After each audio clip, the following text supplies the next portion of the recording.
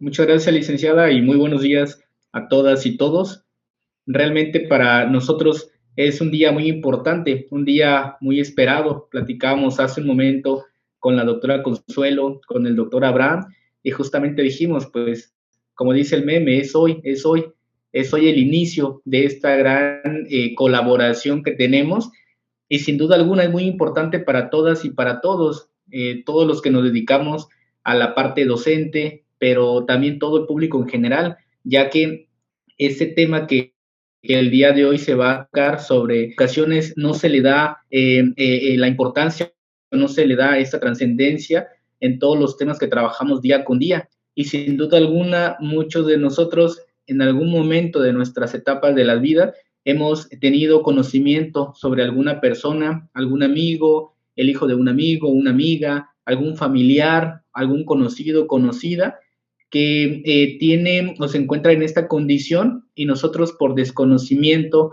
o por falta de información no sabemos cómo orientarlo. Por eso el día de hoy, esta gran colaboración que se tiene, sin duda alguna, va a tener muchos frutos, ya que pues pretendemos llegar a muchas personas. El día de hoy se encuentran con nosotros muchos compañeros del CONAFE, muchos educadores comunitarios de acompañamiento y educadores comunitarios de acompañamiento regional, muchos jefes de sector, muchos maestros y maestras, y pues queremos poner ese granito de arena, queremos brindar esta información a través de los ponentes, personas que tienen muchísima experiencia sobre el tema y que el día de hoy quieren compartir con todos nosotros. Es por eso que estamos muy emocionados. Este es el inicio, como ya mencionamos, de este gran ciclo. No significa que es el único, sino que estamos iniciando con esta actividad hoy 25 de mayo, pero vamos a tener varias acciones para acompañamiento, varias acciones y quizás conferencias virtuales, algunas visitas, para que justamente juntos podamos apoyar y podamos enriquecernos de mucho conocimiento. Es por eso que, como bien decía la licenciada que me antecede, moderadora, pues el día de hoy el Centro de Recursos e Información para la Integración Educativa, el CRIE, el Centro Regional de Formación Docente e Investigación Educativa, CRESUR, y el Consejo Nacional de Fomento Educativo, nos emocionamos en presentar este ciclo de conferencia y le damos la bienvenida a esta actividad. Buenos días a todos, a todas. El día de hoy es especial. Saludo con mucho cariño, respeto, honor, reconocimiento a los compañeros.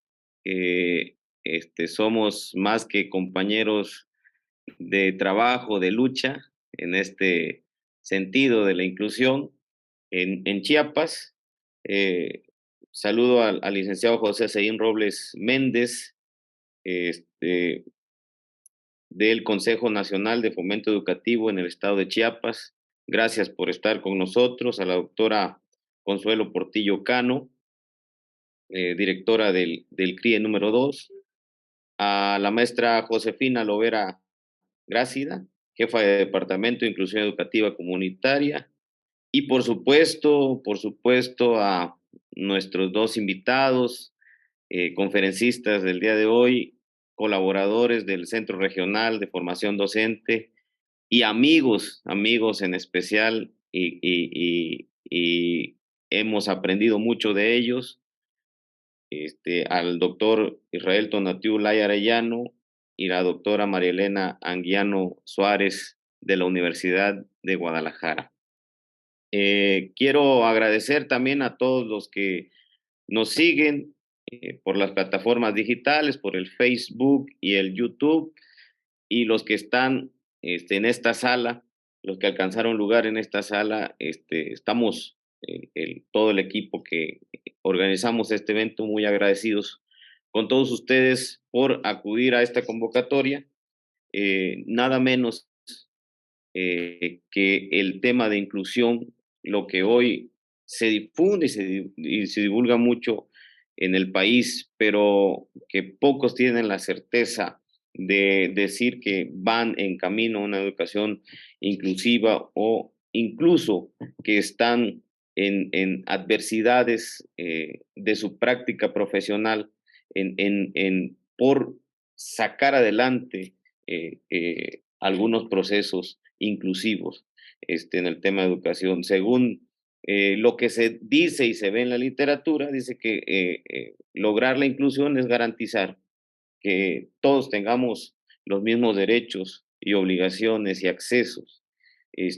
Obviamente esto demanda muchísima más eh, actividad, una mayor atención en los sectores donde más se necesita, donde más necesidades hay, donde proliferan las adversidades. Ahí hay que actuar y hay que poner un granito de arena para que garanticemos el derecho, yo diría, de tres cosas: de la libertad, de la autonomía y de la felicidad de cada uno de nuestros niños y niñas, en este caso de Chiapas, ¿no?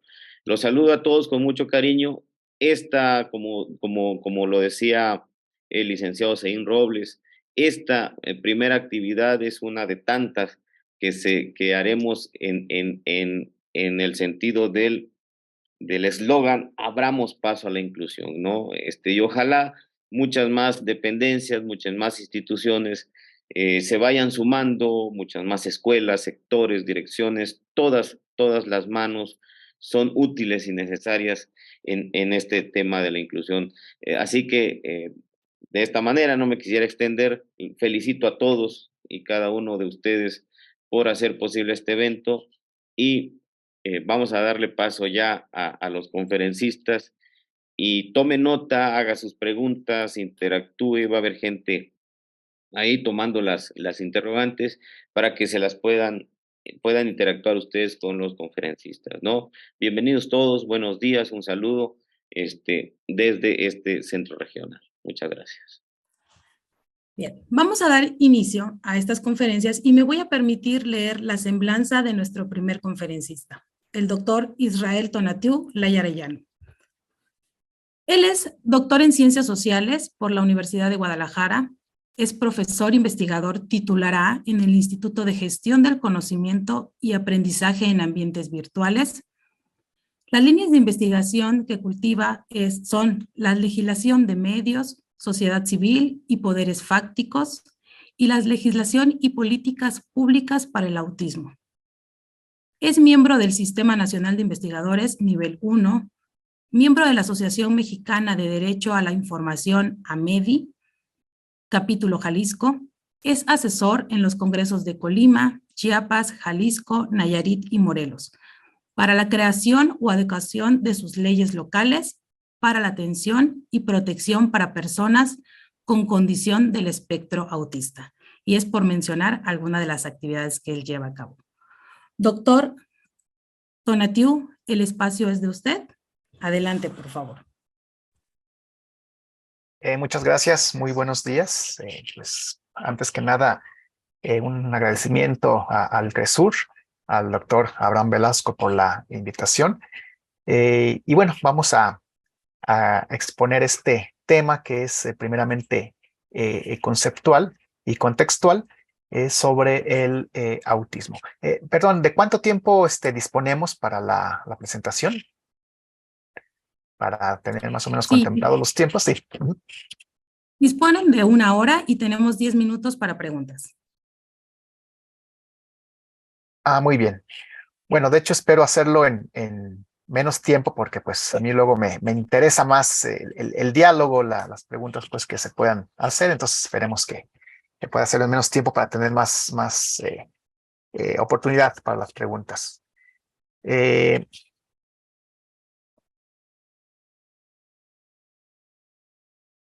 Muy bien. Bueno, aquí primeramente vamos como se mencionó, el tema es autismo, conceptos y contexto.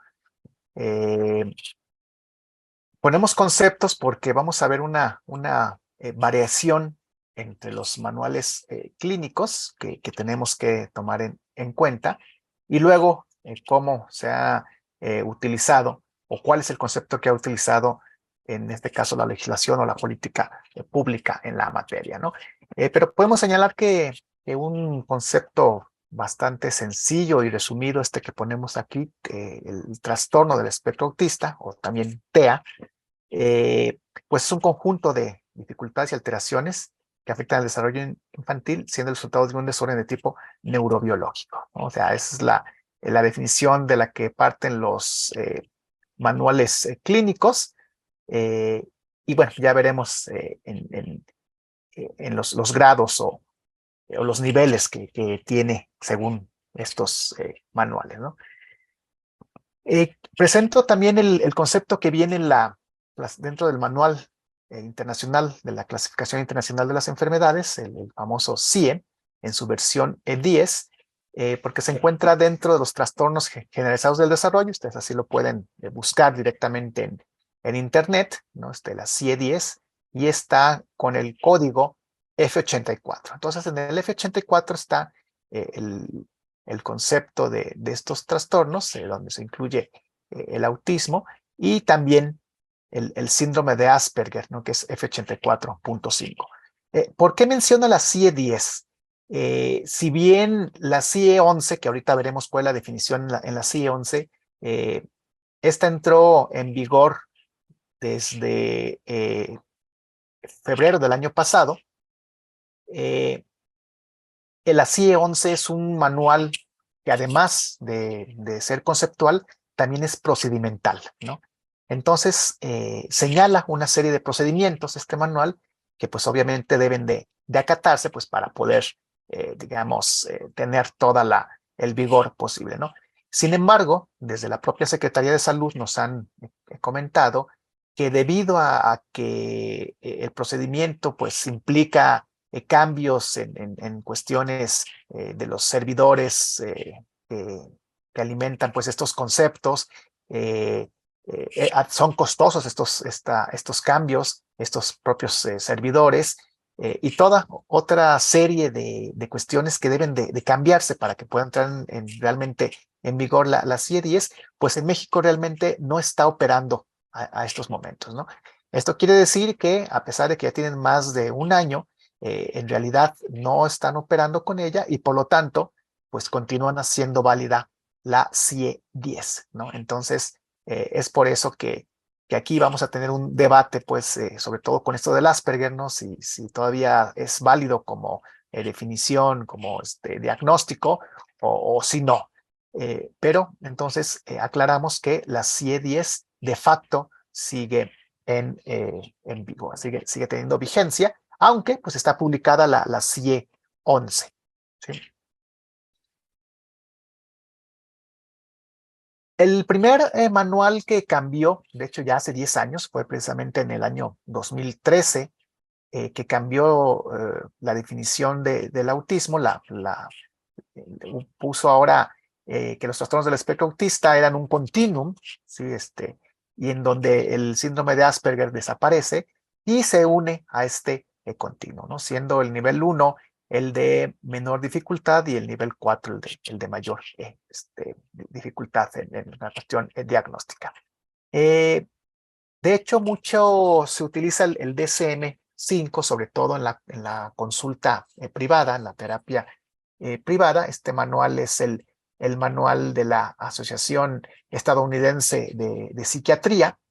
Entonces, en esta consulta privada es donde más prevalece el uso del DSM-5.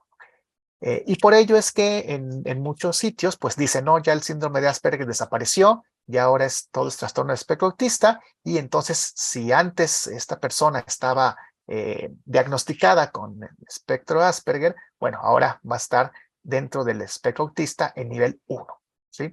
Les digo, hay por ahí una serie de debates en donde, pues al contrario, algunos neurólogos incluso están haciendo investigación para defender y para justificar que el síndrome de Asperger pues tiene que estar de nuevo vigente, y que además debe de tener su propio espectro, ¿no? Bueno, eso ya digamos es otro debate, ¿no? Y en la CIE 11, que les digo, entró en vigor en el mes de febrero del año pasado, pero que se publicó desde 2018, Este es el concepto del trastorno del espectro autista, ¿no? Donde hay un trastorno del desarrollo intelectual o sin él, y alteraciones en el lenguaje con o sin alteraciones, ¿no? Entonces, también esto se ha dicho que desde los que critican estos manuales, que pues lo que se hizo fue simplificar la definición para que el diagnóstico fuera más sencillo, ¿no? Claro que pues sabemos que dentro del autismo, pues al contrario, me parece que la cuestión de la diversidad pues es importante, ¿no? Reconocerla. Pero bueno, así la cuestión en cuanto a los conceptos clínicos en estos dos manuales que se utilizan, repito, el DSM-5 de la Asociación Estadounidense de Psiquiatría y esta CIE, que es el manual de la Organización Mundial de la Salud.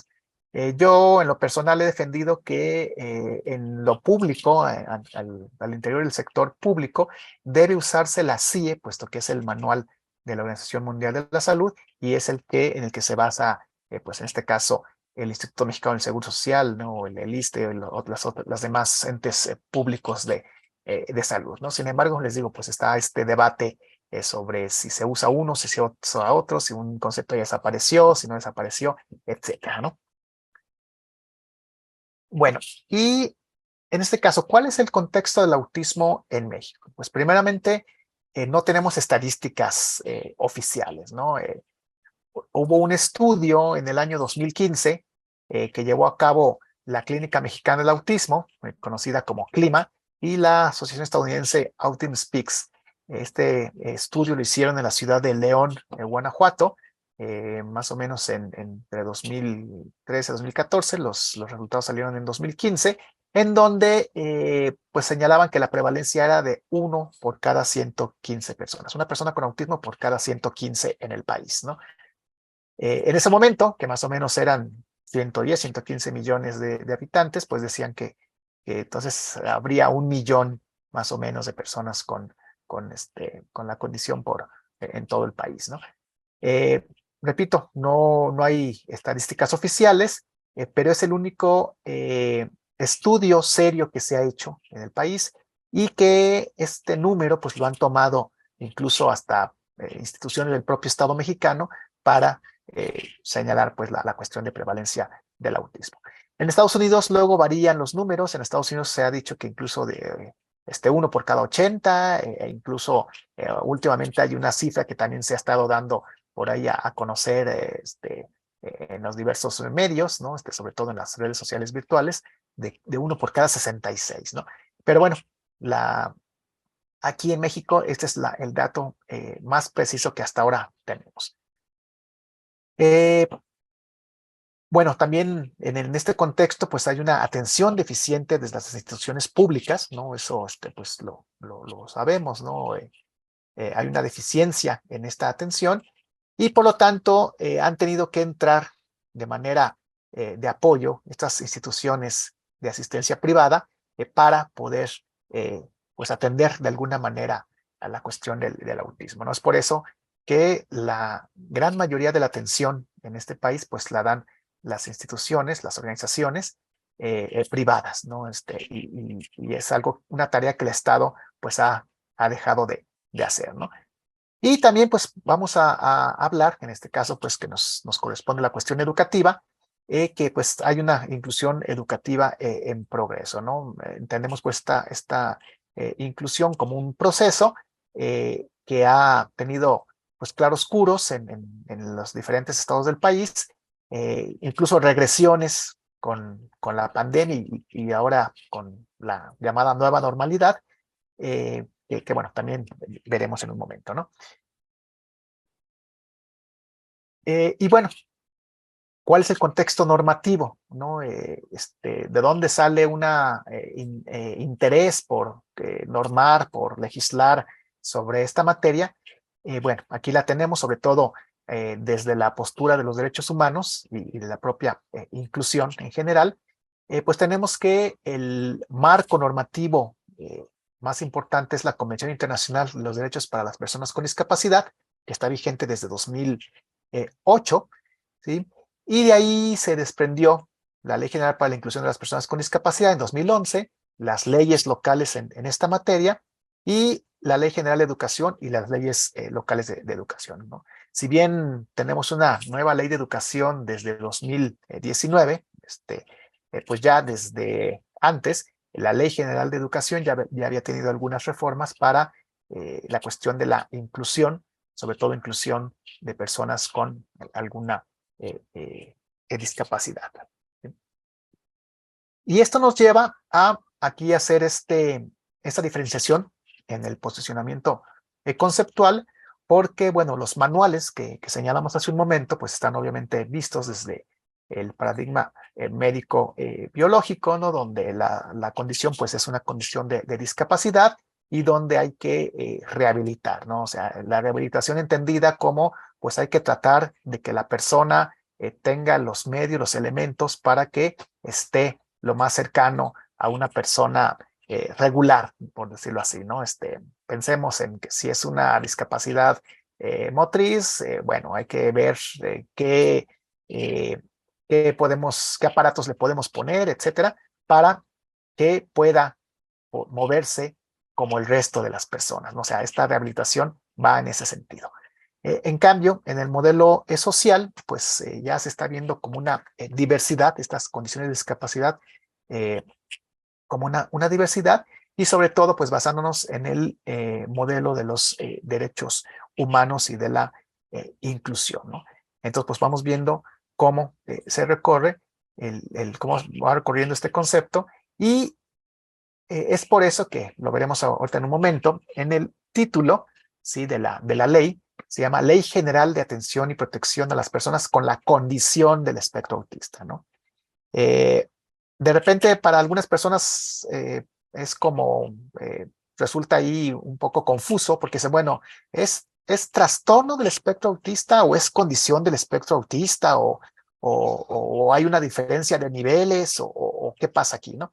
No, o sea, desde la cuestión clínica, médica, en los manuales lo vamos a encontrar tal cual, trastorno del espectro autista, pero en la cuestión de la legislación lo vamos a encontrar como condición del espectro autista, ¿no?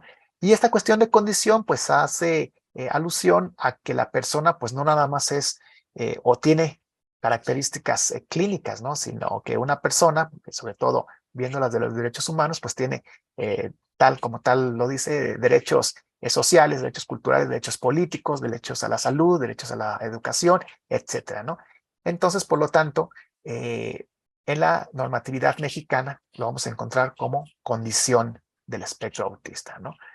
O con sus iniciales, SEA. Bueno, esta ley fue promulgada y publicada el 30 de abril de 2015, entrando en vigor al día siguiente, que fue el 1 de mayo de 2015. Y en su artículo tercero transitorio señalaba que toda la normatividad nacional tendría un plazo máximo de 12 meses para armonizarse, ¿no? ¿Qué significaba esto? Bueno, para la mayoría de los estados, pues la solución fue crear una ley local en materia de autismo. O sea, la ley general permite en concurrencia que los estados puedan legislar en la materia, aunque hubo un par de estados, que lo veremos en un momento, que dijeron, bueno, no hacemos una ley específica, sino que reformamos otras leyes y metemos capítulos de atención y protección a personas con autismo. Bueno, aquí también señalar que hubo una acción de inconstitucionalidad promovida por la Comisión Nacional de Derechos Humanos en contra de esta ley el 1 de junio de 2015, ¿no? ¿Por qué? Porque lo que estuviera diciendo la ley fuera inconstitucional o fuera ilegal, no. Simplemente fue una mala interpretación de la convención en cuanto a que han señalado quienes siguen fielmente lo que dicta la convención, de que no debe haber leyes particulares, ¿no? Si entendemos la convención como este marco normativo en donde las personas con discapacidad tienen los mismos derechos que cualquier ciudadano y por ende, pues la atención, la misma atención y la atención que suple aquellas barreras que han tenido históricamente, pues a lo mejor diríamos, pues tienen razón en que no debe de haber ninguna ley específica, ¿no? Sin embargo, pues en nuestra realidad, en México, ¿no? Y en toda Latinoamérica y en varias partes del mundo, pues sabemos que esta cuestión no es así y por lo tanto tiene que visibilizarse. El autismo tuvo que visibilizarse, ¿no? Por poner un ejemplo, nada más, acá en Guadalajara, en los talleres que ofrece el DIF o que ofrecía el DIF en ese tiempo, estoy hablando de 2015, un poquito antes, para personas con discapacidad, pues sí, o sea, había para todas las discapacidades menos para autismo, ¿no? Y cuando alguien preguntaba para la atención por el autismo, pues no sabían o no tenían la capacitación o no sabían cómo tratarlos. Entonces, por lo tanto, era una condición de vulnerables ya dentro de los vulnerables. Entonces fue por eso que se decidió presentar esta iniciativa y también señalando pues que la propia convención dice, eso sí explícitamente, que apoyará cualquier iniciativa, cualquier normatividad que esté en pro de las personas con discapacidad, que apoyen a las personas con discapacidad.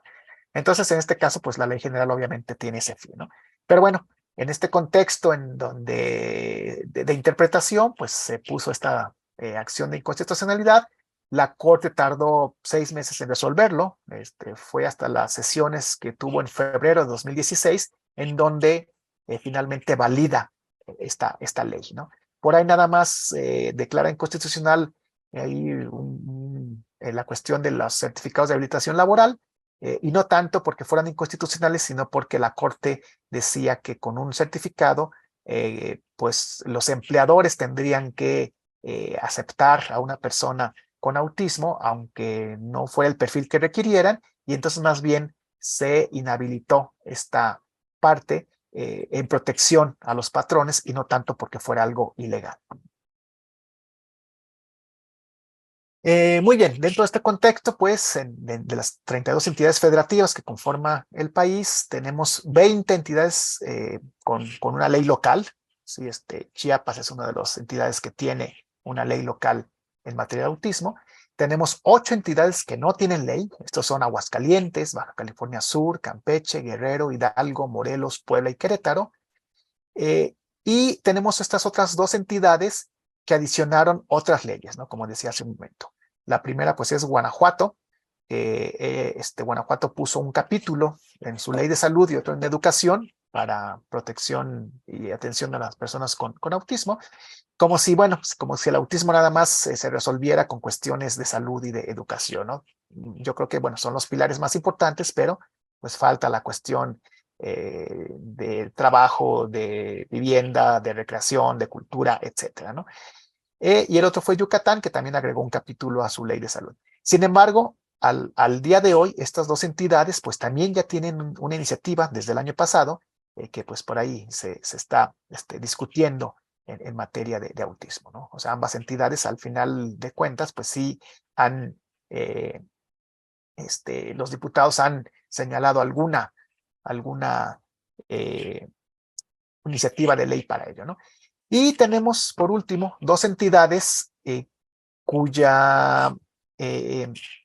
se ha declarado inválidas por la Corte desde el 7 de junio de 2022, ¿no? Ya casi un año de que se declararon inválidas, el decreto de creación. ¿Esto por qué? Volvemos a lo mismo, no porque es lo que digan sea ilegal o sea inconstitucional, sino porque la Corte, siguiendo lo que dice la Convención, la Corte ha señalado que toda normatividad, toda legislación que se realice en materia de personas con discapacidad, de personas indígenas o de personas afrodescendientes, tiene que consultarse con la comunidad, ¿no? En este caso, pues, tendrían que consultarse ampliamente con las personas con autismo, obviamente con sus familiares, que son los cuidadores primarios, y con otros interesados, pues, en el tema, ¿no? Si bien en estas 2 entidades hubo foros de consulta, pues la Corte, al hacer el análisis, señala que no fueron suficientes y por lo tanto declara inválidas las leyes, les da un año para que pues vuelvan a recuperar este proceso y entonces tengan la viabilidad y validez que deben de tener, ¿no? Y bueno, señalar que Nuevo León por segunda ocasión se declara inválida, ¿no? Ya le había pasado a Nuevo León en 2019, ¿sí? Y bueno, ahora en 2022 de nuevo. Eso significa que ahí en Nuevo León pues tienen que volver a hacer estos foros de consulta, tienen que hacer una convocatoria amplia, ¿no? Tienen que documentar que sí están estas personas con autismo participando, que sí se están tomando en cuenta lo que se están señalando en los foros y por lo tanto pues tienen que demostrarlo para que su ley sea validada, ¿no? Entonces, bueno, ese es el contexto de las leyes locales en el país, ¿no? Bueno, ¿cuáles son precisamente estos retos a las leyes locales, ¿no? Primeramente, la reglamentación. En algunos estados, pues, justifican, ¿no? Ponen como pretexto de que la ley no tiene reglamento, aunque sea una ley que ya lleva 2, 3, 4 años en vigor. Sin embargo, bueno, no es impedimento. Obviamente el reglamento permite de mejor manera que la ley sea aplicada, pero si una ley no tiene reglamento, pues también claro que está vigente y puede aplicarse sin problema, ¿no? Otro reto es la constitución y operación de las comisiones o comités intersecretariales, que se supone que estos por ley son los que diseñan la política pública y le dan seguimiento, pero que pues en la mayoría de los estados o no se han conformado o si se conformaron tienen un trabajo demasiado opaco, algunos sin presencia de representantes de la sociedad civil, y entonces ha habido ahí claroscuros en la operación de estos comités, ¿no? Por eso es un reto también la incorporación de la sociedad civil, o sea, de los grupos pues, que atienden de las asociaciones que atienden a personas con autismo y también de las universidades, ¿no? ¿En qué sentido las universidades? Porque, bueno, sí, son las que generan el conocimiento, las universidades, y lo que falta es conocimiento, proyectos de investigación en torno al tema del autismo, pues me parece que deben de ser parte de estas comisiones intersecretariales, ¿no? Y bueno, sobre todo, la exigencia y la aplicación, ¿no? En los estados donde ya está la ley, pues a veces se quejan pues las familias, ¿no? De que la ley poco ayuda, pero pues decimos, la ley tenemos que usarla nosotros como ciudadanos, ¿no? Nosotros como ciudadanos debemos de exigir su aplicación y en donde haya una falla, pues entonces sí, denunciar o pedir alguna reforma. Entonces es ahí también otro de los retos. Pero también la ciudadanía tiene retos, ¿no? Está esta cuestión de lo que es la sociedad civil contra las organizaciones de la sociedad civil, porque nuestra legislación, las llamadas OSCs, Organizaciones de la Sociedad Civil, están muy limitadas para la acción, ¿no? Para el activismo. Entonces ahí es una situación que pues, contradice lo que realmente debe de hacer un grupo de la sociedad civil y sobre todo para la política pública, para el activismo en esta materia, ¿no? Esta cuestión de la participación cerrada contra la participación social, o sea, sí se convocan en los foros, pero pues hasta ahí, y de repente cuando empiezan a operar las comisiones, ya no hay participación social, ¿no? Cuando tendría pues que ser un impulso y un equilibrio en estas instituciones, ¿no? La diferencia entre las organizaciones para la atención del autismo, ¿no? Porque, bueno, algunas están conformadas como instituciones de asistencia privada, otras como organización de la sociedad civil, otras como organizaciones no gubernamentales, y bueno, muchas veces, incluso hasta para la cuestión de recursos, de obtención de recursos, no tienen las mismas reglas, ¿no? Entonces, también es algo que por ahí impide que puedan trabajar plenamente, ¿no? Esta cuestión de los convencionistas contra los contextualistas, ¿no? Que ya había dicho, pues, aquellos que interpretan la convención de una manera y aparte de que la interpretan, pues la interpretan mal, y que son los que han puesto las piedritas en el camino a la legislación en materia de autismo, ¿no? Son quienes han pedido y han insistido en que se declaren inconstitucionales, pero bueno, finalmente, como aquí en México ya la Corte ha declarado constitucional y válida la ley general, pues no les queda mucho margen de acción, pero siguen en cada estado donde se aprueba una ley de autismo tratando de echarla abajo.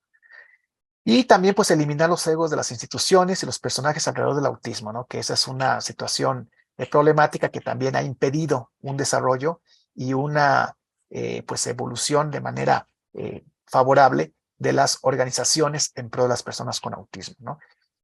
Lo podemos ver tan fácil en los congresos. Si nosotros vemos que hay un congreso en algún estado, en alguna ciudad, todos son primeros congresos, ¿no? O sea, no hay una unificación para decir, bueno, hacemos el primero en Nuevo León y luego hacemos el segundo en Veracruz y luego el tercero en Jalisco y luego el cuarto en Chiapas, sino que pues cada organización por ahí se va sola y entonces pues eso impide que realmente puedan tener el peso que sí tienen otras organizaciones de otras condiciones de discapacidad. ¿Sí? Y bueno, aquí quiero compartir algunos textos que ya algunos ya pues tienen hasta 8 años de que se publicaron, pero pues para quien no, quien está entrando apenas en este tema, pues podría apoyarles. Por ejemplo, este es una historia, un libro de historias hechas por padres de familia, desde la perspectiva de las familias, ¿sí? Este otro es un manual que nos invitaron ahí a realizar en el CRESUR sobre algunas cuestiones de apoyo para la inclusión educativa para los niños, niños y niñas en el espectro autista. Y este otro que también ya publicamos hace algunos años con temas que van más allá de lo clínico, ¿no? Esto que les decía hace un momento, más multidisciplinario, no nada más visto el autismo como una situación clínica, sino que tiene que ver con otras materias, ¿no? Desde cuestiones de educación, de sociología, de política, ¿no? Y bueno, aquí también, como vemos, algunas cuestiones de tecnología. Entonces, bueno, son algunos de los textos que queremos compartir para quienes empiezan a ver este tema del autismo. En esta página de ResearchGate hay más textos sobre el tema. Y bueno, ahí está mi correo de contacto para alguna duda o comentario posterior.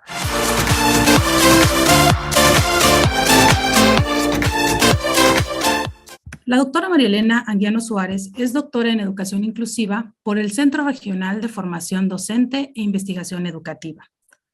Maestra en Ciencias Sociales por la Universidad de Guadalajara. Es licenciada en Sociología por la Universidad Nacional Autónoma de México. Es asesora del Sistema de Universidad Virtual a nivel de licenciatura y media superior. Coordinadora del Seminario de Discapacidad y Educación Online. Docente de la Maestría en Educación Inclusiva del CRESUR. Es docente del Diplomado en Inclusión Social y Educativa para la Discapacidad de la Universidad de Guadalajara Virtual. Es miembro de la Red de Educación y Familia y de la Red IESMED, Instituciones de Educación Superior Mexicanas por la Discapacidad y No Discriminación. Así también, la doctora María Elena cuenta con diversas publicaciones sobre el tema de educación inclusiva de personas en condición del espectro autista. Bienvenida, doctora. El espacio es suyo. Muchas gracias, pues muy honrada de estar aquí con ustedes para compartir algunas experiencias, agradecerles a todos los compañeros y compañeras docentes que se han dado el tiempo para acompañarnos en este diálogo, en esta actividad. Pues comentarles que el interés por esta temática surgió pues hace ya más de 10 años, justamente al ver la necesidad y todas las problemáticas que había dentro de pues la comunidad de personas, sobre todo niños, que no lograban la escolarización, y también había una serie de pues preocupaciones, de barreras desde el entorno familiar, lo cual pues nos llevó a hacer todo un proyecto de investigación que comenzamos en educación básica y que poco a poco nos fue llevando a ampliar el panorama hasta llegar a la educación media superior y superior. Entonces, bueno, dado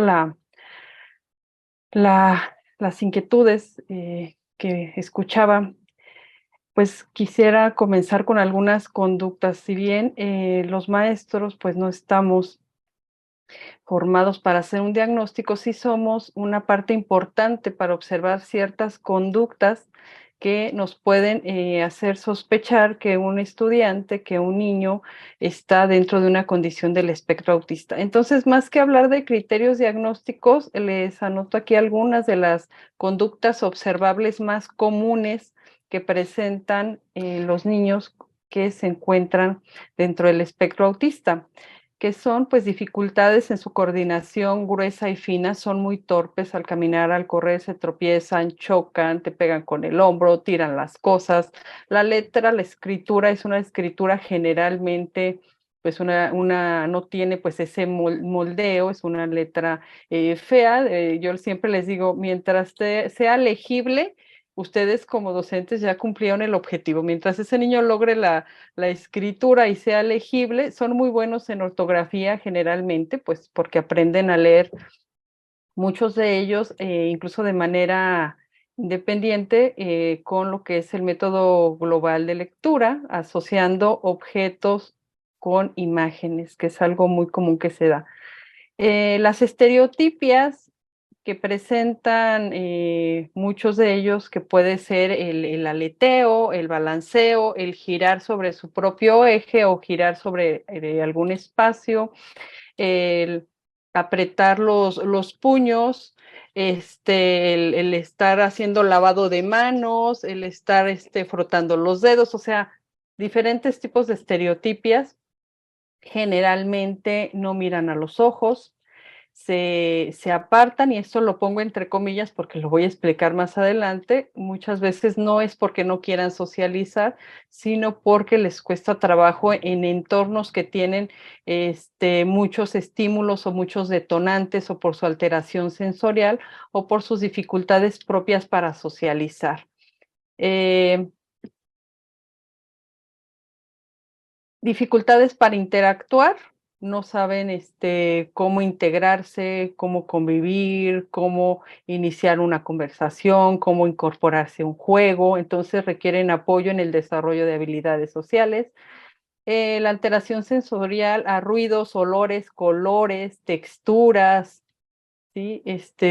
Pueden ser muy variadas, ¿no? O sea, a un color fluorescente, al ruido de una lavadora, a las texturas de las etiquetas, a ciertos colores, o sea, pueden ser diferentes cuestiones que manifiesten su alteración sensorial. Incluso hemos tenido estudiantes que no toleran, por ejemplo, que los miren a los ojos, ¿no? O tienen que usar audífonos para aislarse del ruido, sobre todo en el nivel medio superior, que los docentes de este nivel y nivel secundaria sabrán que en el tiempo muerto que hay entre clases, pues el ruido es bastante considerable, y pues son momentos que los estudiantes con esta condición, que tienen alteración auditiva, pues sufren mucho esos momentos. Las rutinas y patrones son muy apegados a tener pues sus rutinas, sus rutas, su secuencia de actividades muy establecidas.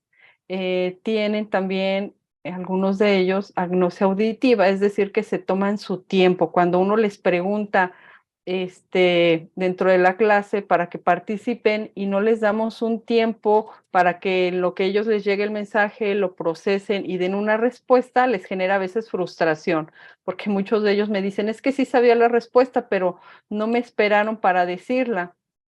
Entonces, ¿por qué? Porque pues tardan un momento. Son pensadores visuales, así se les conoce a muchos de ellos. ¿Por qué? Porque las personas dentro del espectro autista se requieren mucho tener un referente concreto, ¿sí? Si estamos hablando de ciertos conceptos, se les facilita cuando hay un referente específico para que ellos visualicen, para que ellos puedan concretar a qué nos estamos refiriendo. Tienen temas de interés. ¿Cuáles pueden ser? No hay algo específico. Hay ciertos temas recurrentes, por ejemplo, el espacio, los planetas, los medios de transporte, los dinosaurios, hay como ciertos temas como frecuentes, pero puede ser cualquiera, ¿no? Hay chicos que ha sido su tema de interés el fútbol, el santoral, el fútbol, muchos temas, ¿no? Y algunos todavía tienen cierto apego a objetos, ¿no? ¿Cuáles objetos? Pues pueden ser algún juguete, algún material, o sea, cualquier objeto que se pueden imaginar, una cuchara, una playera, un muñeco de plástico, y suelen llevarlo consigo. Entonces, a veces también hay, pues, incluso a nivel medio superior y superior les hemos llegado a decir que no los lleven porque, pues, bueno, ya los puede poner en una situación de aprieto, ¿verdad? La primera barrera que enfrentan muchos padres, pues, es esta falta de información y de orientación para saber cuál es el centro educativo más pertinente para su hijo, ¿no? Y antes podríamos plantear otra pregunta, porque muchos se cuestionan si deben o no escolarizarlos, si deben llevarlos a la escuela. Incluso en casos pues más preocupantes hay quienes ni siquiera contemplan la posibilidad de que sus hijos puedan asistir a un centro educativo, ¿no? Entonces, pues ese es una serie de barreras que se enfrentan en los primeros años cuando el niño recibe el diagnóstico o cuando aún no lo recibe, pero que siendo todavía muy pequeño se le observa que no cuenta con ciertas habilidades para escolarizar, ¿no? Y pues bueno, también es cierto que hay de fondo un factor importante que pues, ¿qué opciones tenemos en nuestro entorno? ¿No? Habrá quien pueda ponerse a analizar opciones, pros y contras, pero hay quien no tiene más que la escuela de la comunidad y esa es su única opción, ¿no?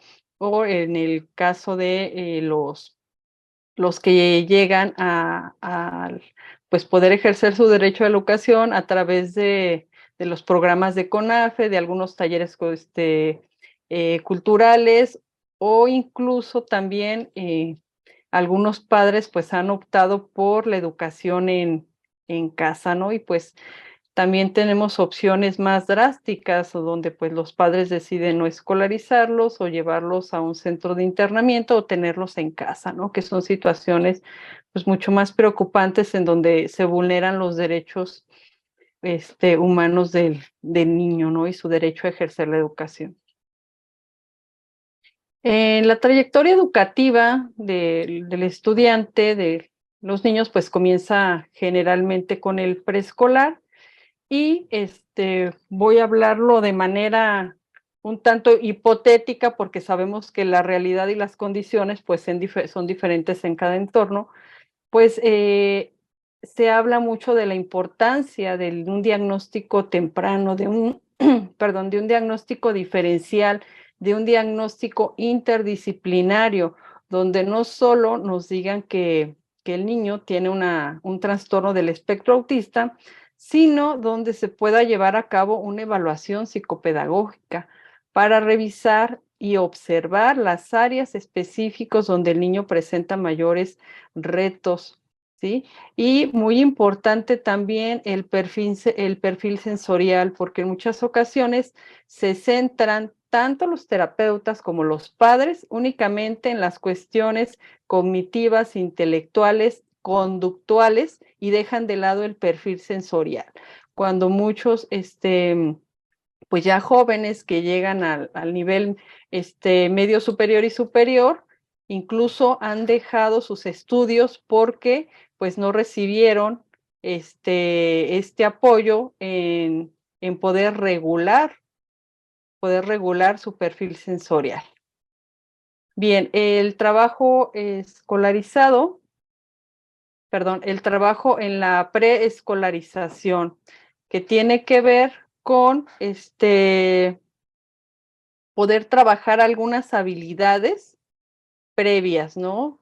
Algunas habilidades que ahorita voy a señalar con mayor detalle, para poder llegar a el periodo, a la etapa de escolarización inclusiva a nivel básico y que podamos seguir la trayectoria y el estudiante pueda avanzar a los niveles subsiguientes. Algunos elementos que debemos de tomar en cuenta para que el niño sea escolarizado, y lo hablo como una preparación, más que requisitos, es como prepararlos, ¿no? En su independencia, que el niño tenga una independencia básica de autonomía para que él pueda, pues, valerse por sí mismo en las mayores áreas posibles, ¿no? Porque estamos enfocándonos a que va a ser escolarizado en un centro educativo regular, ¿sí? Que su comunicación sea básica, no importa que sea con apoyos, porque hay niños, varios niños, niñas, adolescentes, jovencitos dentro del espectro autista que no hablan, que son no verbales, pero que sí se comunican y lo pueden hacer a través de estas comunicadores, que algunos los llevan como forma de llaverito o como cuadernillos, y que pueden ser materiales muy sencillos, ¿no? Algunos pues más sofisticados llevan tabletas o llevan teléfonos o llevan relojes inteligentes, pero bueno, no nos interesa mucho el medio, sino el fin, que el niño comunique. Incluso hay niños dentro del espectro autista que se comunican con lengua de señas y cuando no quieren comunicarse verbalmente, lo hacen a través de la lengua de señas. En el seguimiento de instrucciones, es algo muy, muy importante que el niño atienda las indicaciones que se le dan, que entienda y que las sepa seguir de manera, digamos, no perfecta, ¿no? Porque son habilidades que se van desarrollando. Por eso no hablo de requisitos para escolarizar, porque a veces me lo preguntaban así. Es que, ¿qué requisitos debe de cumplir el niño? Pues no que los deba cumplir y que le palomemos cada uno de estos, pero que sí tenga las bases en el seguimiento de instrucciones, porque obviamente va a fortalecer y a mejorar esta habilidad. Permanecer sentado, ¿no? Y todos estos los podría poner entre comillas, ¿no? Porque cuando hacía el trabajo de etnografía educativa en aula, había chiquitos que no permanecían sentados y había el caso de un chico, un muchachito acababa de iniciar el 2º grado y en toda la jornada matutina yo le llegué a contar más de 50 veces que el niñito se levantaba de su lugar, pero al terminar del ciclo escolar lo hacía menos de la mitad. Entonces, mejoró significativamente, pero porque pues tanto la maestra como los compañeritos siempre le fueron mostrando el ejemplo y lo traían de regreso a su lugar, ¿no? Entonces, si a ese niño le hubiéramos pedido de requisito que permaneciera sentado, pues no, pero ya tenía las bases y mejoró muchísimo en este aspecto. La atención conjunta, que es que el niño nos ponga atención cuando estamos haciendo las explicaciones y exposiciones. Aquí, por favor, compañeras y compañeros, no les exijan que los miren a los ojos, les cuesta mucho trabajo, los incomoda, y es un esfuerzo para ellos que les digan, te estoy hablando, mírame a los ojos, ponme atención, ¿no? O sea, le comentaba a una compañera, lo que nos interesa es que nos atienda, no tanto que nos mire.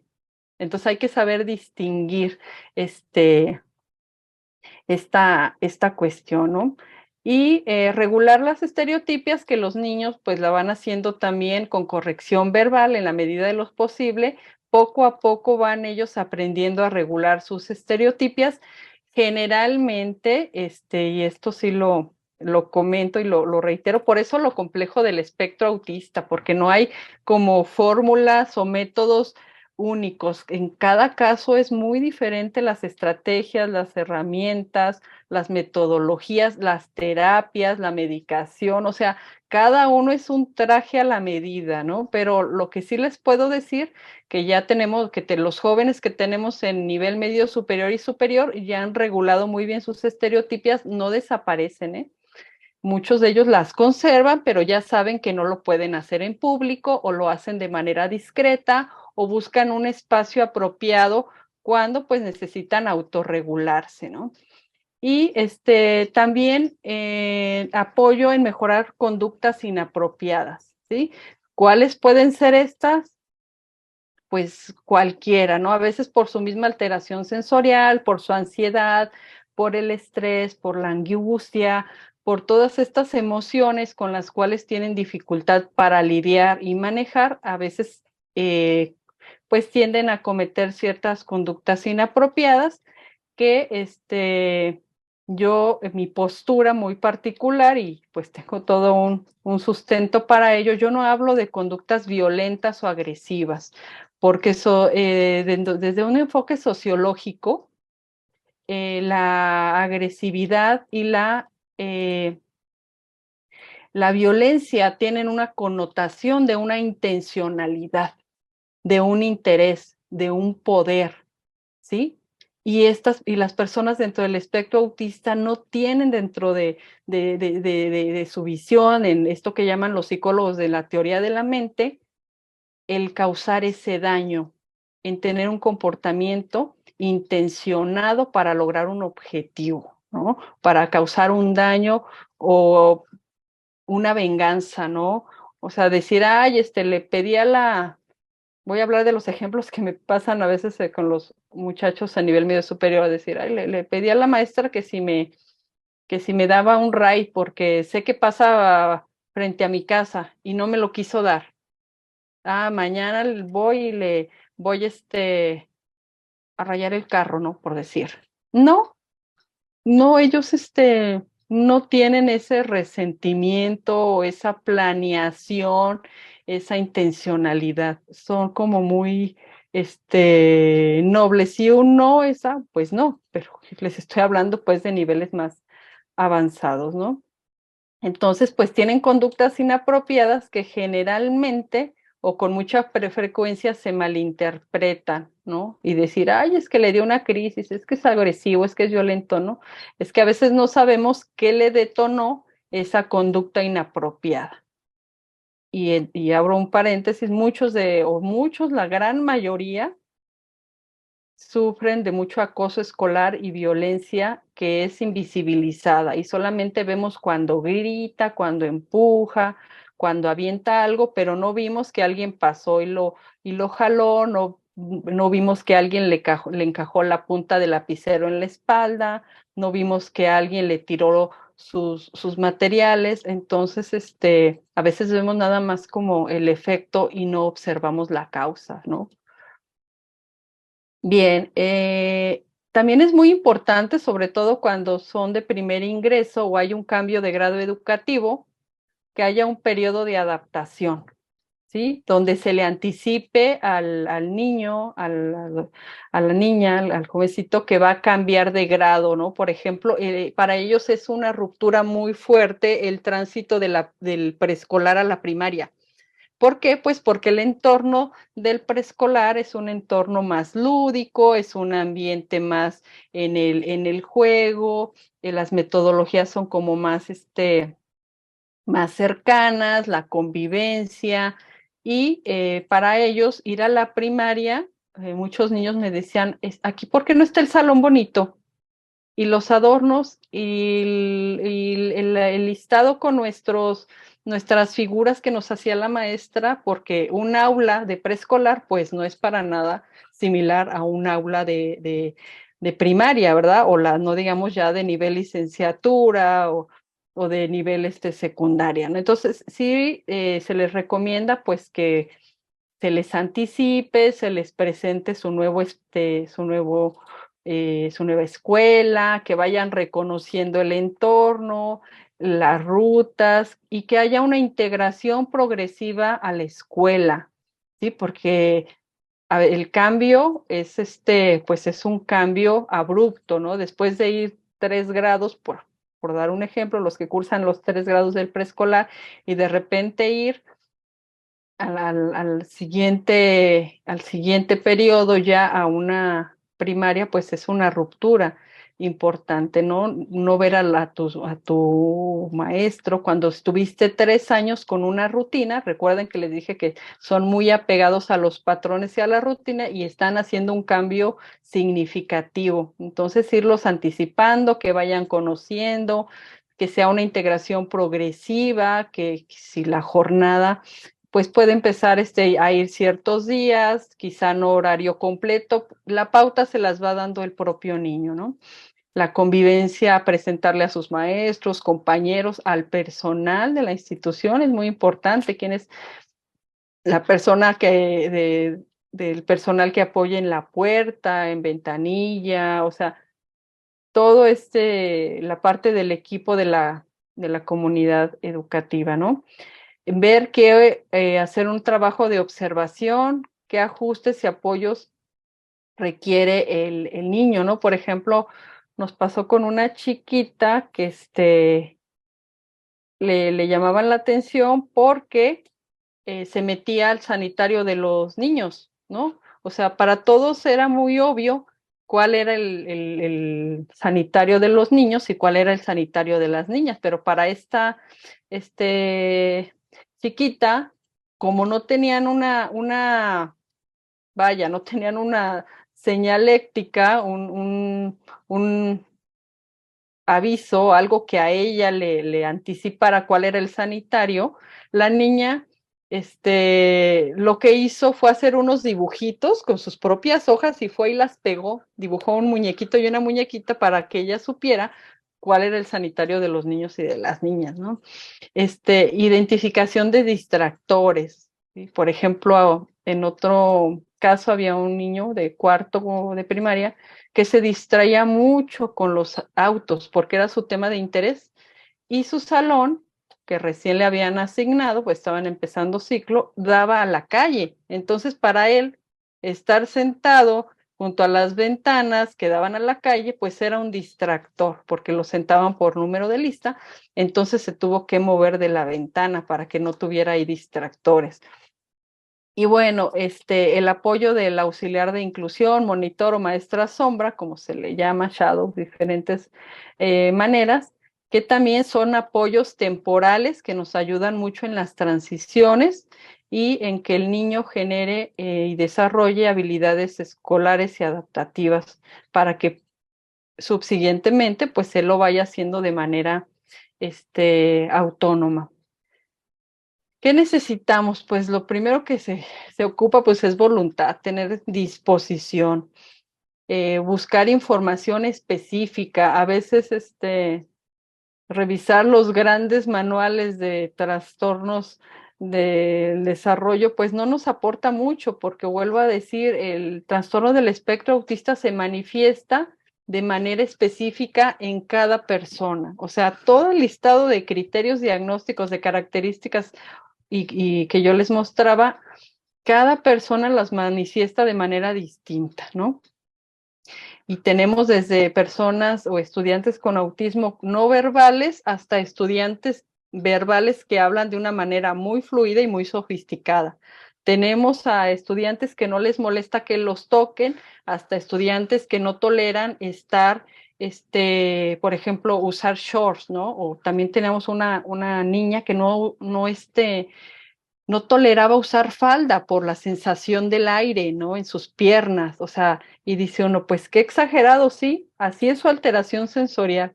Y le tuvieron que hacer un ajuste razonable para que no llevara falda, pudiera llevar este pantalón como sus compañeritos, ¿no? Y qué bueno, son a veces ajustes de forma más que de fondo. Por eso el espectro es tan complejo. Cada estudiante tiene sus peculiaridades y manifiesta sus rasgos de la condición de manera distinta, ¿no? Así como les decía, tenemos estudiantes que no toleran que los mires o que no toleran ciertos, a veces el calor, a veces incluso el calor los pone como muy irritables. Hay algunos que tienen un umbral del dolor muy grande, o sea, tener una muela, una infección en la muela, que son dolores terribles, y no manifestar incomodidad o dolor hasta que la mamá se da cuenta porque ya trae una fiebre muy alta, ¿no? O tener una fractura. Sí, entonces a veces tiene uno que estar pues observando con mucha minuciosidad, ¿no? Buscar el trabajo colaborativo, que pues sé que se dice muy fácil y suena sencillo, pero no lo es, porque a veces no tenemos la disposición de los padres, y pues a veces tampoco se cuenta con el apoyo de un terapeuta especializado, ¿no? Pero aquí sí me voy a adelantar a las conclusiones. Todo transcurrir ya de pues más de 10 años, algo que he observado es que aún en las condiciones más adversas, aún sin la presencia de terapeutas especializados, aún incluso sin el apoyo y la disposición que debería de haber de los padres, los niños que van a la escuela avanzan y mejoran, ¿sí? Y esto se los digo porque lo he visto, lo he observado y lo he documentado, ¿sí? Donde a veces el niño lo que necesita es que alguien lo apoye, ¿sí? Por eso para mí siempre el elemento principal es la voluntad y la exposición. No se tiene la guía de un especialista, pero pues nos vamos en base a nuestra experiencia y con el ensayo y error. Y así me lo decían muchos de los compañeros docentes. Yo no sabía cómo, pero lo intentaba de una manera, a veces me funcionaba, a veces no me funcionaba, o me funcionaba por un tiempo y volvía a cambiar de estrategia. Y pues sobre el ensayo y error logré que mi niño con autismo leyera, socializara, se comunicara, siguiera instrucciones. Pues bueno, siempre me preguntan, ¿qué características debe tener la escuela? Pues bueno, pues la que sea más práctica y la que te venga o la que tengas a la mano, ¿no? O sea, a veces no tenemos, decía al principio, pues las opciones de escuelas a nuestro alrededor, ¿verdad? A veces tu mejor opción pues es la escuela de tu comunidad. Y alguna ocasión llegó una mamá y decía a la directora: maestra, en esta escuela han venido todos mis hijos y pues también va a venir mi niño con autismo. No lo voy a cambiar porque es la escuela que mejor me queda, aquí vivo, y qué mejor que conozca a los vecinos, a la gente de su comunidad, a que si un día se me sale, alguien lo reconozca, lo identifique, me diga, lo regrese a la casa, sepa que es un niño que necesita apoyos y que haya disposición para que él vaya desarrollando sus habilidades, ¿verdad? Que si un día se queda enganchado en la maquinita de la tienda o observando el perro de la vecina y lo ven distraído, sepan decirle: oye fulanito, ya ve a tu casa, ya te tardaste, oye fulanito, ¿qué te pasa? ¿Por qué estás tirado en el piso? O si ven incluso que alguna persona pues tiene alguna, pues sí, alguna falta de respeto con él, sepan decir, a ver, y intervenir. ¿Sabes qué? Él es un niño o es una persona, es un joven con una condición, pues tenle consideración. Lo que él hace, no lo hace de mala intención y no se da cuenta a veces, ¿no? Sobre todo, pues nos pasa con los jóvenes. Cuando son niños se les tiene cierta tolerancia, cierta consideración, pero vieran cómo nuestros estudiantes de nivel licenciatura y de nivel bachillerato, pues la verdad es que sufren mucho porque el ambiente es muy hostil con ellos y pues hay más intolerancia ante su condición, ante su discapacidad. Y pues bueno, estamos ante una discapacidad invisible.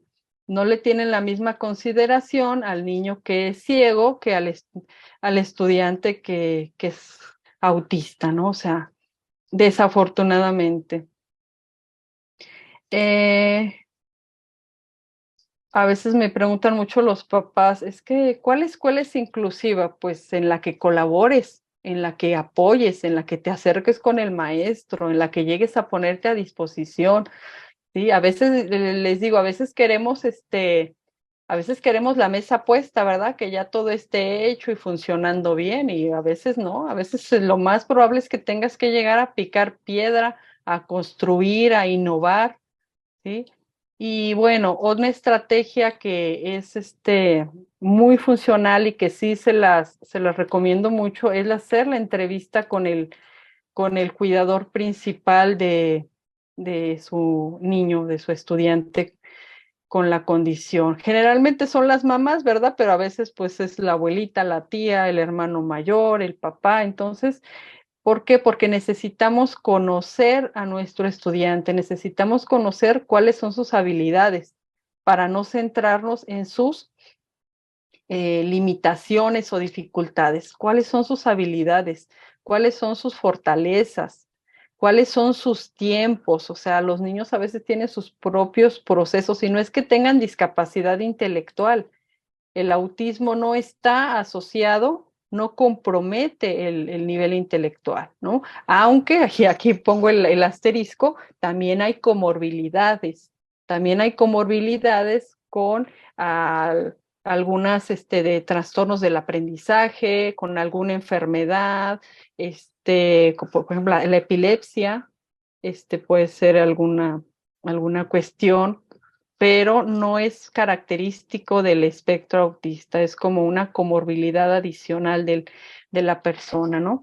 Entonces, empezar a hacer nuestro portafolio de seguimiento y registrar todo esto, cómo trabaja el niño en casa con sus tareas, cómo han aprendido a trabajar esos niños, cómo lo hacen, cómo los motivan, qué materiales usan, ¿no? Y bueno, se echa mano de los recursos que tengan. Les platicaba que hace algunos años hubo un Congreso Internacional de Educación Inclusiva y Autismo en Cuba, y aquí en México estaban muy de moda las tabletas, ¿no? Y los papás se desvivían porque sus hijos tuvieran las mejores iPads, porque había aplicaciones para personas con autismo. Y yo les decía, no se trata del iPad, se trata de que trabajes con él, con los materiales y los recursos que tienes. Les digo, en Cuba trabajaban con tarjetitas de cartulina, o sea, ni siquiera tenían para plastificarlas o una impresora al color, y los avances de sus niños en atención en sus escuelas eran muy, muy buenos. Entonces, no se trata de que tengas la última tecnología, sino que trabajes, ¿sí? Y refuerces los aprendizajes que lleven aula, ¿no? Los lugares y horarios con los que se trabaja con el niño, cuál es su agenda de trabajo, y si no la tiene, pues hay que hacerla. Esto es bien interesante y muy importante, saber qué cosas lo irritan, lo asustan, lo emocionan o lo ponen ansioso, y tomar nota, ¿sí? Por ejemplo, me decía una maestra, es que a mi niño, a mi estudiante que tiene autismo, no lo traen o falta mucho en temporada de lluvia. Y le decía yo, ¿pero por qué? Es que se pone mal.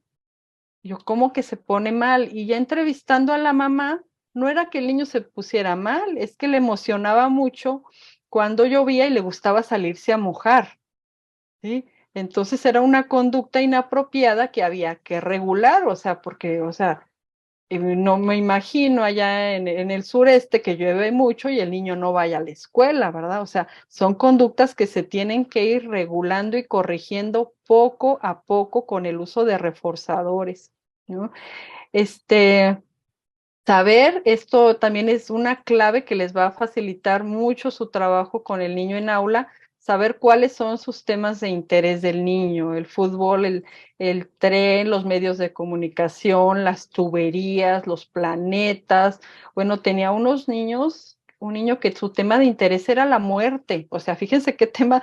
Tuvimos muchas dificultades, pues, nosotros con este chiquito, porque iba en cuarto de primaria y a él le llamaba mucho la atención la muerte y de cómo morían las personas, y pues para sus hermanos, para su familia era un tema muy desagradable. O sea, imagínense ir hablando por la calle de cómo morían las personas, de la guerra, de las armas, pero el niño lo hacía porque era su tema de interés, o sea, y a la maestra le hacía preguntas que bueno, ni una historiadora sabía, ¿no? Le preguntaba con qué tipo de arma habían decapitado a Miguel Hidalgo, ¿no? Y pues no, o sea, lo pusimos a investigar al niño en el proyecto final, que cruzando su tema de interés con el tema de los héroes de independencia y que investigara cómo habían muerto los héroes de independencia, ¿no?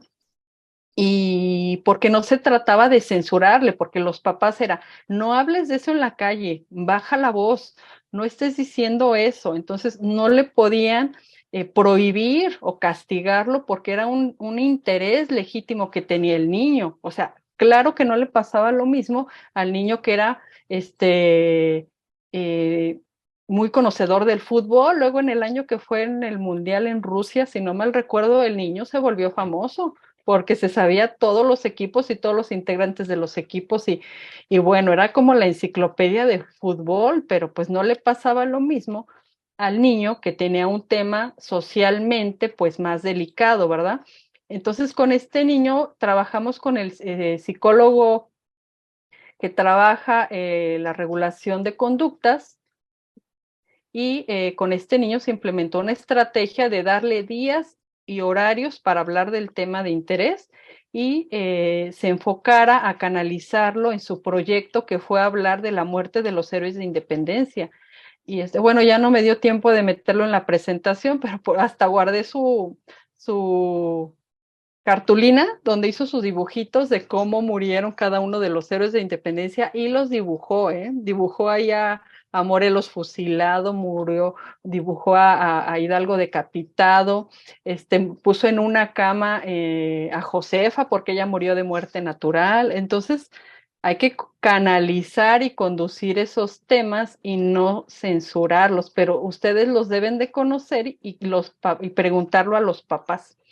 También los reforzadores, no es otra cosa, esto de los reforzadores positivos no es otra cosa que cómo premiar al niño, cómo motivarlo, ¿no? Y es bien, bien chistoso. A veces me dicen, es que no le voy a comprar un regalo cada que haga algo bien. No, no es necesario. A veces el niño solo quiere que le aplaudas, solo quiere que tú, su maestra, su maestro le pongan una carita feliz, una palomita, que un reconocimiento de, lo hiciste muy bien, José. A ver, compañeros, vamos a darle ahora un aplauso porque ahora terminó más pronto, ahora no fue el último, ahora, o sea, el reforzamiento positivo también verbal, ¿sí? No sé cómo voy de tiempo, estoy preocupada porque es mucho material. ¿Me puedes? Adelante, doctora, tiene tiempo todavía. Ay, pásenme mi cronómetro, por favor, porque yo tengo problemas con regular mi tiempo. Ok. Y también para dejarles un tiempo, pues, suficiente para las preguntas. Les digo, es fundamental ir elaborando el portafolio de seguimiento escolar, registrando qué nos funciona sobre todo por lo que comentaban hace rato en una inquietud, cuando no tienes el acompañamiento de un terapeuta, cuando no tienes el apoyo suficiente y necesario de los padres, pues entonces hagámonos el trabajo más fácil en nuestra escuela y desde que llegue el niño empezar con la maestra de primero a registrar todos estos aspectos, qué le interesa, qué le irrita, qué le funciona, con qué se emociona, cuánto tarda en hacer ciertas actividades, cómo se motiva, cómo sonríe, cómo participa más el niño, o sea, todos esos detalles que digo, no es que tengamos que hacer un informe, ¿no? O sea, nada más ir tomando nota y como ponerlo en el registro de seguimiento, o sea, porque es que a veces es muy trabajo adicional, es que me genera invertirle más tiempo. No, la verdad es que les garantizo que no. Incluso hemos nosotros hecho hojitas de seguimiento en un cuaderno. La verdad es que ya venden hasta las agendas hechas. Yo sé que a veces no están tan a la mano, pero bueno, en un cuaderno, en unas hojas de portafolio, ¿sí? usar mucho las secuencias y las dinámicas de clase. Eso le da mucha tranquilidad a los niños, ¿no? Y irlo registrando todo para el seguimiento. Eso es algo muy importante. Y pues usar apoyos visuales, ¿no? ¿Qué podemos hacer también nosotros como docentes con nuestro grupo? Sensibilizar e informar a los niños, a los compañeros de cuál es la condición y la situación con su compañerito. ¿Por qué? Porque pues lo van a ver haciendo algunas cosas que les van a parecer raras, ¿no? Van a decir, es que ¿por qué se para tanto de su lugar? Es que ¿por qué él le hace así? Es que ¿por qué gira? Es que ¿por qué hace ruidos? Porque estamos en el salón y él está haciendo ruiditos con la boca. Entonces, explicarles, miren, su compañero, claro que se les explica a su nivel, ¿verdad? No les das la misma explicación a nuestros niños de primero o de preescolar y que a los de la secundaria, a los de la prepa, o cuando hacemos intervención educativa para sensibilizar a los compañeros en la universidad, pues no usamos ni el mismo vocabulario ni los mismos recursos, pero sí se les explica, claro, cuidando también su privacidad, ¿no? Algunos de los muchachos en la licenciatura, sobre todo y en bachillerato, me dicen, no, es que no quiero que sepan, no quiero que sepan, no quiero que les diga, no quiero que sepan. Y les digo, bueno, no les voy a decir yo tu diagnóstico, les voy a decir algunas cuestiones que tú requieres de apoyos para que entiendan que no es un trato preferente, que no es que no es que yo seas mi consentido, o no es que te esté castigando, o no es que esté haciendo como una mala práctica, ¿no? Yo como docente, ¿sí? Necesito explicarle a los niños que, pues bueno, tú necesitas un poquito más de ayuda, ¿no? Por darles un ejemplo, en el preescolar teníamos un niño dada su alteración sensorial, que era muy lento para comer. Tenían comedor en el preescolar, era un niño de preescolar, pero era muy alto, o sea, y pues siempre nuestra tendencia es a formarlos por estaturas, ¿verdad?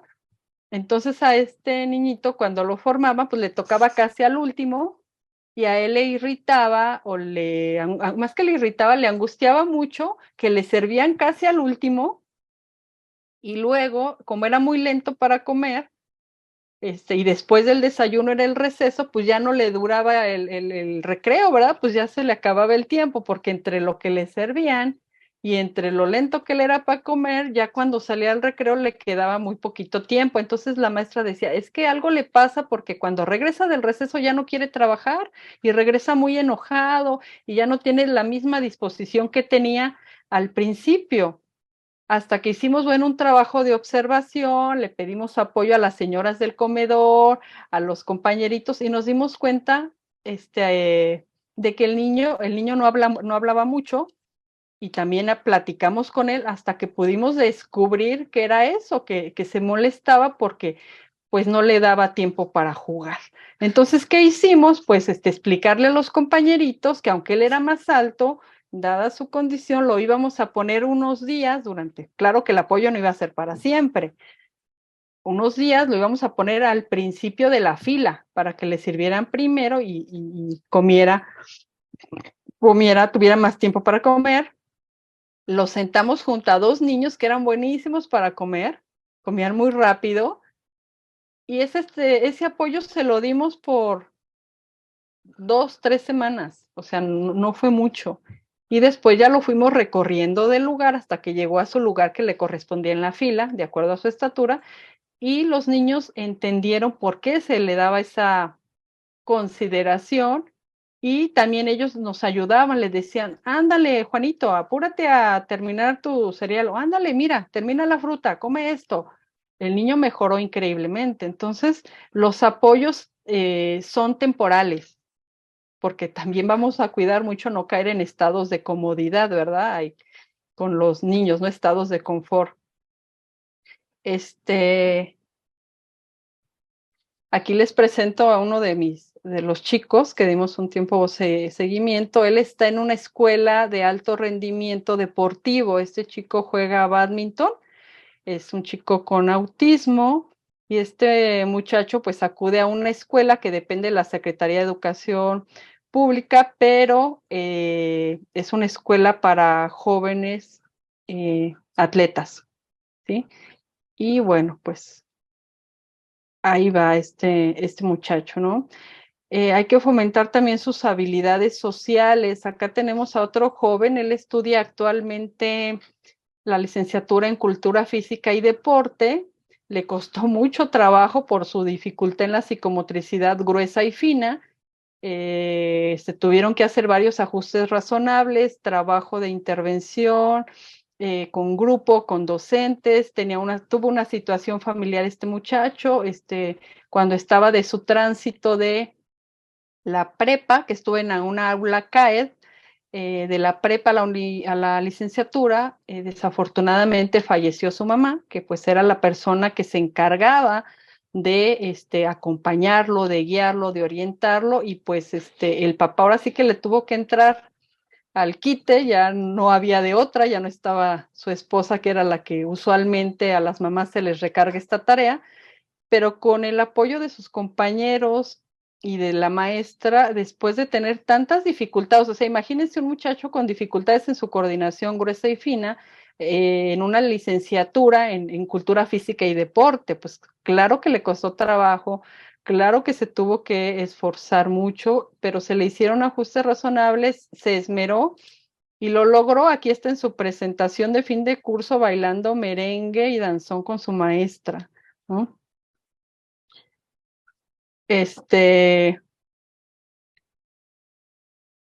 Acá tenemos otro ejemplo de básica. Estoy intercalando ejemplos, disculpen, de básica, media superior y superior. Por ejemplo, me dicen, es que a veces trabaja bien y a veces no. Recuerden que ellos tienen una comprensión literal del lenguaje. Aquí la indicación que dio la maestra fue copia del pizarrón, pero en el pizarrón solo había 2, 4, 6, 8, 9 signos, ¿sí? Y le puso, es que no completaste acá, tienes que terminar de completar, pero él copió los que había en el pizarrón, ¿sí? Entonces aquí hay que darle indicación, copia hasta que se llene el renglón. Y pues este recado, pues hay que ponerlo como una anotación más al margen, al bajo o arriba, para que se refuerce en casa, ¿no? Pero ellos son literal, ellos copian y hacen tal como decimos las cosas, entonces hay que ser más específicos o pedirle que use otro tipo de estrategias o ponerle el ejemplo en la primera línea, separar los elementos por puntos y guiones. Aquí era un niño que trabajaba muy bien, pero de repente ya no quiso trabajar, tuvo cambio de maestra, la maestra tuvo una promoción y después ya no quería trabajar. Y cuando pues investigamos también qué le pasó al niño, porque ya no quiere trabajar, y para no hacer la historia larga, pues dimos cuenta que dice, es que esta maestra no me pone carita feliz cuando termino, y mi otra maestra sí me ponía. O sea, a veces son cosas que pueden parecer tan insignificantes, pero el reconocimiento, la rutina, el apego al estilo del trabajo de los niños les da ciertas certezas. Entonces, ¿qué le pedimos a la maestra? Pues que le pusiera su carita feliz cada que él terminara, ¿va? Bien, entonces tenemos que ir haciendo este registro de las intervenciones que podemos hacer a nivel escolar, que pueden ser a través de los apoyos que vamos requiriendo en función de las conductas que observamos en los niños.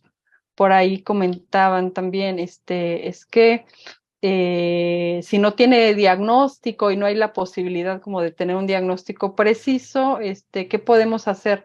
Pues atender lo que observamos, que si le falta atención, reforzar la atención, que si se le dificulta la psicomotricidad, reforzar psicomotricidad, que si se distrae, ponerle un horario y una secuencia de pasos, o sea, atender lo que podemos observar y podemos corregir con nuestra didáctica, con los materiales, con los apoyos visuales, con nuestras estrategias.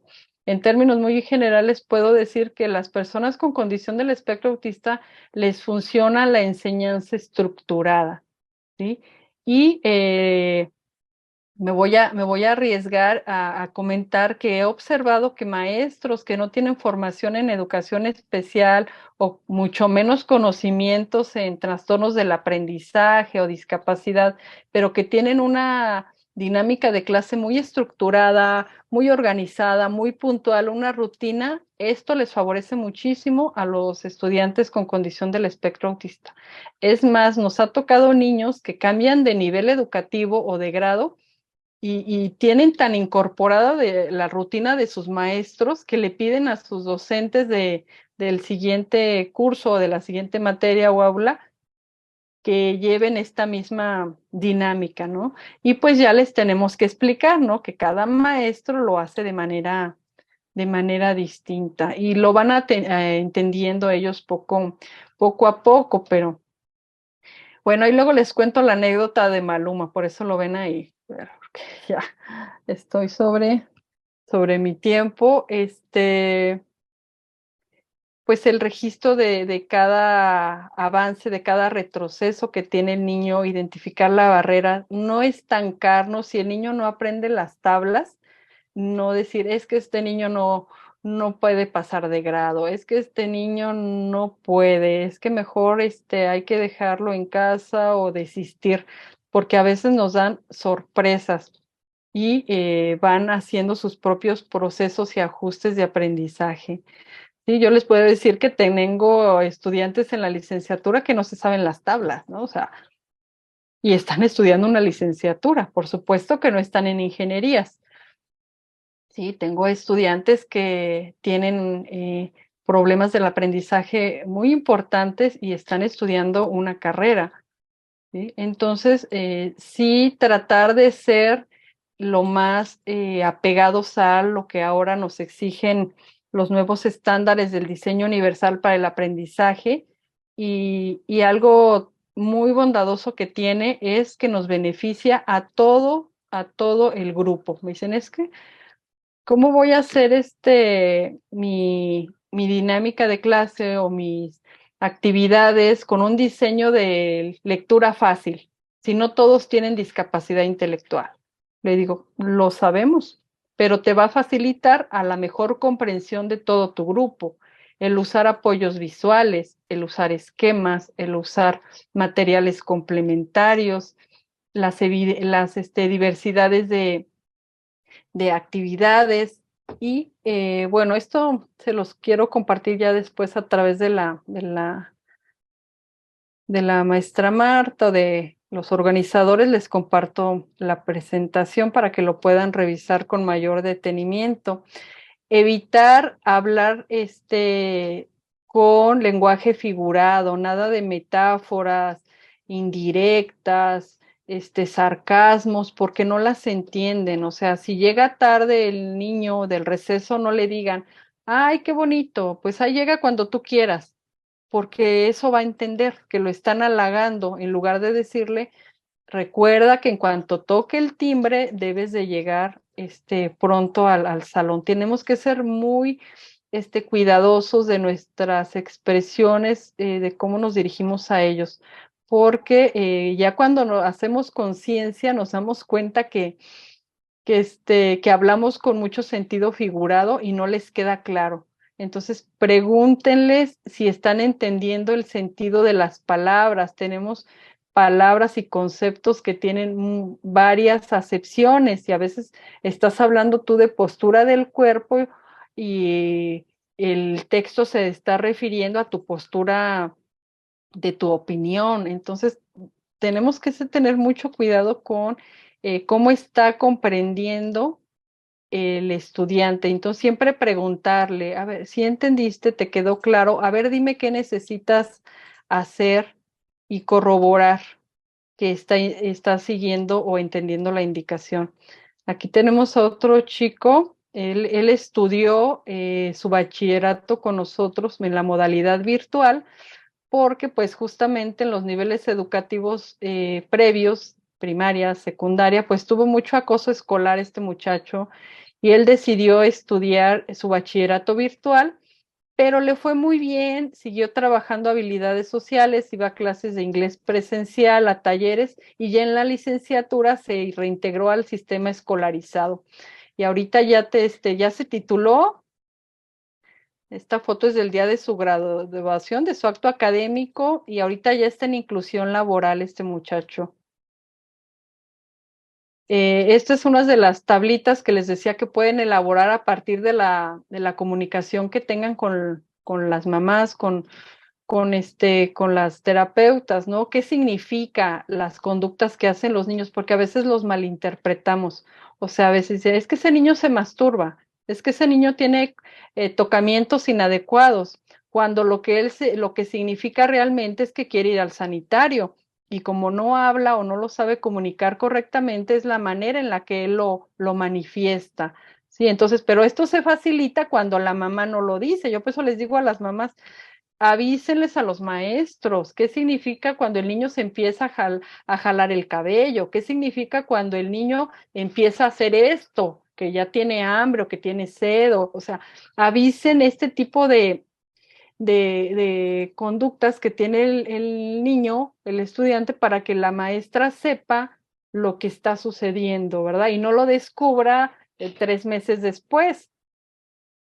¿Qué le irrita? Les decían, la alteración sensorial, hay niños que les irritan ciertos colores, ciertos olores, ciertos sonidos, ¿sí? Y también las maestras me decían, es que a veces de repente nada más ya no quiere estar en el salón. Ah, y era el día que la maestra llevaba el color del vestido que a él le desagradaba, ¿no? O es que llora mucho, pero no sé por qué no le gustan los festivales. No era que no le gustaran los festivales, es que le daban terror los globos y no se habían dado cuenta. O a veces se emociona mucho cuando llueve, como les platicaba, o se tiraba al piso cuando está cansado.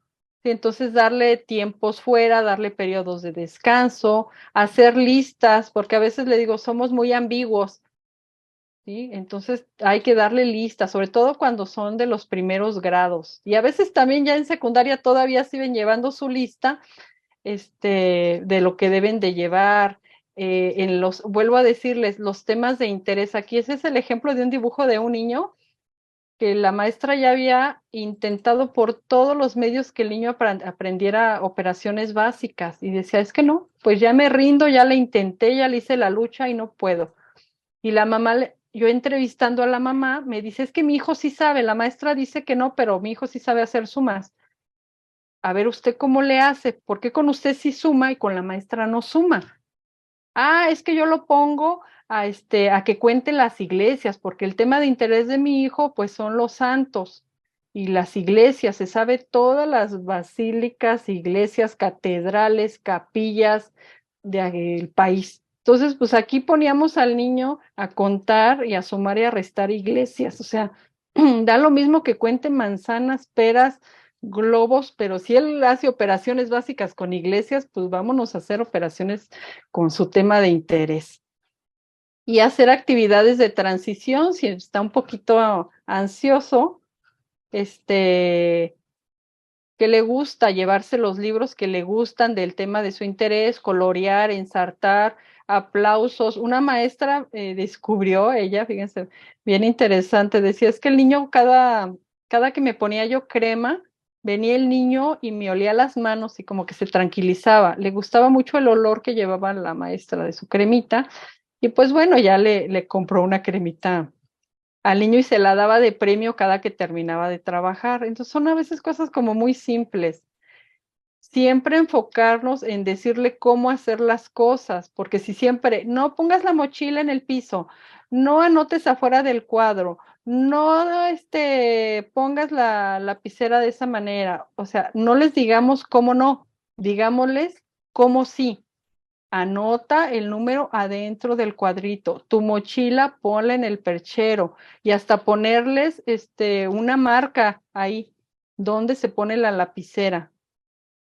Bien, pues se me terminó el tiempo, yo les comparto, es que la verdad es que es demasiada información, nada más quiero cerrar mostrándoles algunas imágenes y dar el espacio para dudas.